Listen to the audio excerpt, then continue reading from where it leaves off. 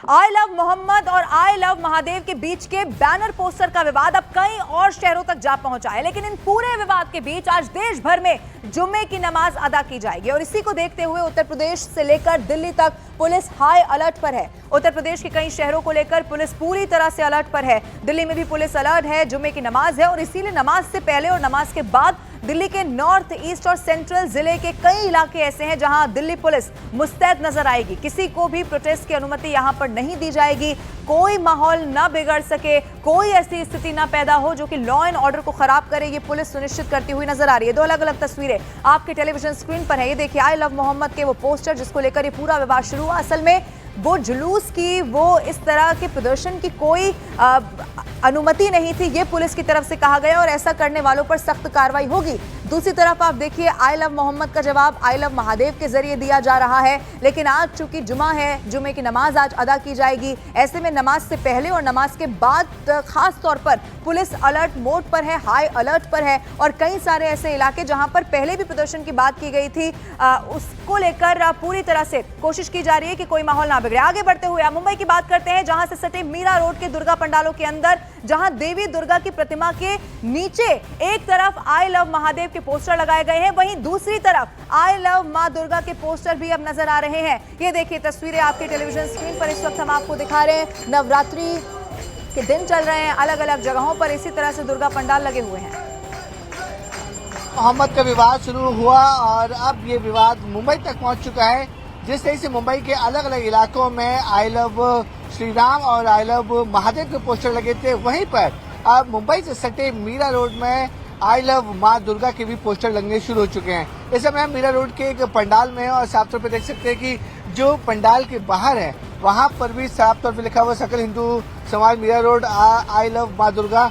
तो इस तरीके के जो पोस्टर्स हैं वो हर एक जगह पर पंडाल में लगना शुरू हो चुके हैं। दूसरी तो मैं आपको दिखाना चाहूंगा, यहाँ पे भी साफ देखते हैं कि आई लव महादेव के भी पोस्टर जो हैं वो दुर्गा माँ का जो पंडाल होता है, नवरात्रि चल रही है, उस पंडाल में भी लगेंगे हैं। और सामने जो आप देख रहे हैं बड़ी सी मूर्ति दुर्गा जी की जो प्रतिमा है उसके उनकी मूर्ति के नीचे भी आई लव महादेव के बड़े बड़े पोस्टर्स जो है वहाँ पर रखे गए हैं। तो कहीं ना कहीं जो हिंदू संगठन है, जो हिंदू समाज है, वो आई लव मोहम्मद का जवाब I love Mahadev, I love माँ दुर्गा और आई लव श्री राम के नारे लगाकर पोस्टर लगा के रखता है। और तमाम जो लोग यहाँ साफ तौर पे देख सकते हैं कि आई लव महादेव के पोस्टर्स लेके यहाँ पर खड़े हुए हैं। कुछ लोगों से बात करते हैं। ये बताइए कि आपका नाम क्या है और ये पोस्टर्स क्यों लिए लगाए आप लोगों ने? सभी को पहले जय श्री राम, जय माता दी। मेरा नाम सूरज साहू है। ये पोस्टर कोई हम लोग ने नए वर्ष नहीं कि हम लोगों ने लगाया है, हम लोग ये 10 वर्षों से लगाते आ रहे हैं। महादेव हो, दुर्गा जी हो, हमारे आस्था का प्रतीक है, तो ये हम लोग 10 वर्षों से करते आ रहे हैं। इस वर्ष पता नहीं क्या ऐसा हो गया कि लोगों की इस पर ज्यादा नजर पड़ रही है और इसमें हम लोगों का कोई गलत इंटेंशन है ना। क्यों गलत इंटेंशन होगा भाई? हम हिंदू है तो हम आई लव महादेव ही बोलेंगे, आई लव माँ दुर्गा बोलेंगे, आई लव सनातन धर्म बोलेंगे, आई लव जय श्री राम ही बोलेंगे। दूसरा हम क्यों कुछ अलग बोलेंगे? ये कहा जा रहा है कि आई लव मोहम्मद का पोस्टर लगने के बाद इस तरह के पोस्टर सामने आने लगे हैं। नहीं सर, ऐसा कुछ नहीं है। आई लव यू का पोस्टर तो मुझे मालूम ही नहीं है कहाँ लगा कहाँ नहीं लगा है, लेकिन ये माँ दुर्गा माँ महादेव का पोस्टर यहाँ 10 साल से लगता है पंडाल में और माँ दुर्गा 28 साल से यहाँ पे विराजमान है। और पुलिस की अब सख्त देखने को यहाँ पर मिल रही है और पुलिस की इस सख्ती का असर मौलाना तौकीर रजा पर भी बिल्कुल साफ दिखाई दे रहा है। भारी दबाव के चलते उन्होंने अपना कार्यक्रम बदल दिया है। आपको बताया एमसी प्रमुख मौलाना तौकीर रजा ने इस्लामिया इंटर कॉलेज में प्रस्तावित धरना स्थगित कर दिया है, ये खबर मिल रही है, क्योंकि प्रशासन ने इसकी अनुमति नहीं दी। नवरात्रि और उर्स को देखते हुए जिले में धारा 163 लागू कर दी गई है और धरने पर रोक लगा दी गई है। अब मौलाना 26 सितंबर को जुमे की नमाज के बाद खुद राष्ट्रपति को ज्ञापन भेजेंगे, ये खबर मिल रही है। यानी कि जो पहले का कार्यक्रम था उसमें बदलाव किया गया है। बरेली में आई लव मोहम्मद विवाद को लेकर मौलाना तौकीर रजा ने जुमे की नमाज के बाद ज्ञापन देने का ऐलान किया है। उन्होंने चेतावनी दी है कि अगर प्रशासन ने लोगों को रोकने की कोशिश की या किसी भी प्रकार की ज्यादती की तो इसके लिए प्रशासन खुद जिम्मेदार होगा। और इसके पहले बरेली के एडिशनल एसपी मुकेश चंद्र मिश्रा तौकीर रजा के घर पहुंच गए थे, जहां उनसे शांति व्यवस्था भंग न करने की अपील की गई थी। और उसी से जुड़ी हुई तस्वीरें जब पुलिस की टीम उनके घर पर पहुंची, आपके टेलीविजन स्क्रीन पर ये तस्वीरें हैं। इंशाल्लाह जुमे की नमाज 9 महला मस्जिद में मैं पढ़ूंगा और उसके बाद जैसा ऐलान किया गया है बहुत ही जिम्मेदारी के साथ और अमन के साथ हम अपनी तकलीफों और परेशानियों के लिए अपने डीएम के जरिए अपने राष्ट्रपति को एक ज्ञापन देना चाहते हैं और उसमें हम अपनी तकलीफों के तदारुक के लिए एक ज्ञापन देना चाहते हैं। इसमें किसी किस्म की कोई उलझन, कोई दिक्कत, कोई परेशानी नहीं है। अगर जिला प्रशासन लोगों के साथ रोक टोक करेगा और बदतमीजी की जाएगी या उनके साथ ज्यादती की जाएगी तो उसकी जवाबदेही जिला प्रशासन की खुद होगी। और इस वक्त एक बहुत बड़ा सवाल है, और सवाल ये कि क्या देश को नेपाल जैसी हिंसा की आग में झोंकने की कोई बड़ी साजिश चल रही है। ये सिर्फ सवाल नहीं है, बल्कि देश की सुरक्षा एजेंसियों ने आंदोलनों का एक ऐसा पैटर्न नोट किया है जो कि इस बात की ओर सीधे सीधे इशारा कर रहा है कि भारत में जेनजी यानी कि देश की युवा पीढ़ी के कंधों पर बंदूक रखकर देश विरोधी चाल चली जा रही है।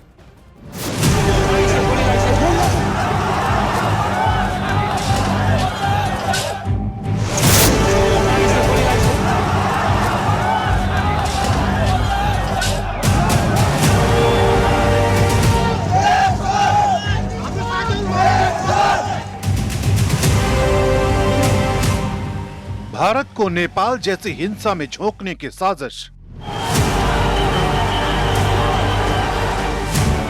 जेनजी को भड़काने वाला देश विरोधी षड्यंत्र।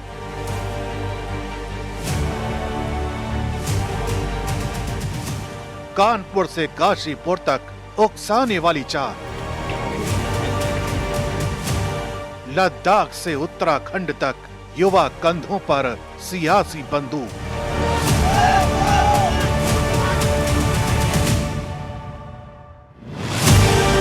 देश भर में मानो आंदोलनों की झड़ी सी लग गई है।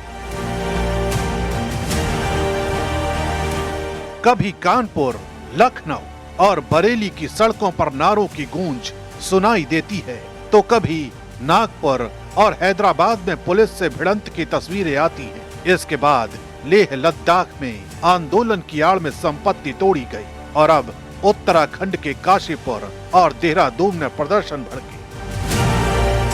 उत्तराखंड की राजधानी देहरादून में तो पेपर लीक के बहाने नेपाल बनाने की धमकी तक दी गई, आजादी के नारे लगे और हिंसक झड़पें हुई।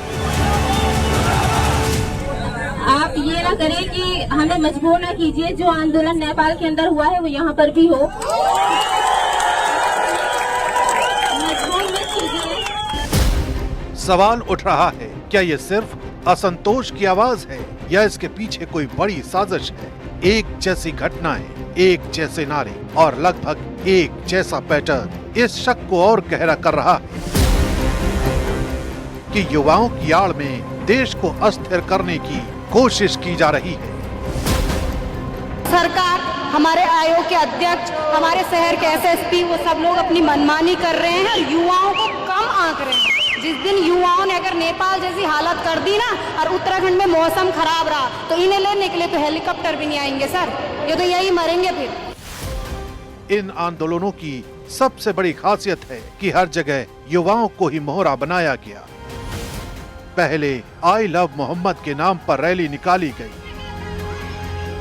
फिर पुलिस से भिड़ंत कराई गई, कहीं सरकारी संपत्ति तोड़ी गई तो कहीं धार्मिक आस्था पर चोट पहुंचाई गई। काशीपुर में पुलिस वालों से मारपीट,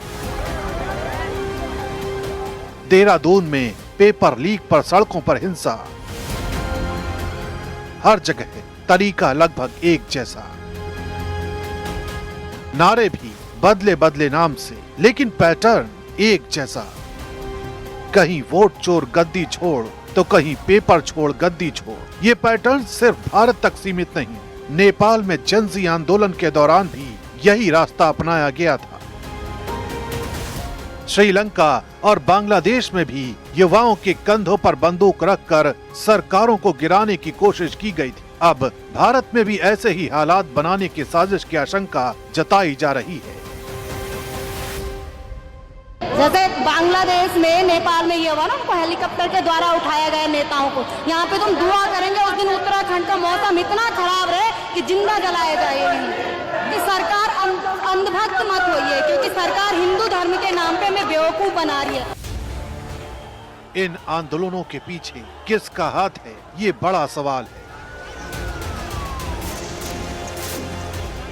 खुफिया एजेंसियां मान रही हैं कि ये महज संयोग नहीं बल्कि एक संगठित रणनीति हो सकती है। जांच इस दिशा में भी हो रही है कि कहीं विदेशी फंडिंग या बाहरी ताकतें तो इसमें शामिल नहीं हैं। हालात की गंभीरता इसी से समझी जा सकती है कि नेपाल, श्रीलंका और बांग्लादेश में सरकारें ऐसे ही आंदोलनों की आग में झुलस चुकी हैं। अब भारत में भी एक जैसे नारे, एक जैसी साजिश और एक जैसी चाल देश को अस्थिर करने की कोशिश करती दिख रही है।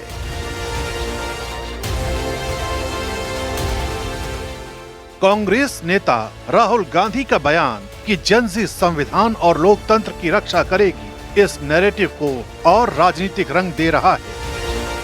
आप कर्नाटक की सीआईडी को ये सबूत एक सप्ताह के अंदर दे दीजिए, नहीं तो पूरा हिंदुस्तान के सारे युवा इस बात को एक्सेप्ट करेंगे कि आप हिंदुस्तान के कॉन्स्टिट्यूशन, हिंदुस्तान के संविधान की हत्या में शामिल हो।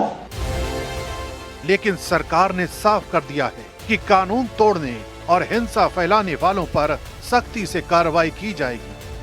यानी लड़ाई अब सिर्फ सड़कों पर नहीं बल्कि सियासत और रणनीति के स्तर पर भी तेज होती नजर आ रही है।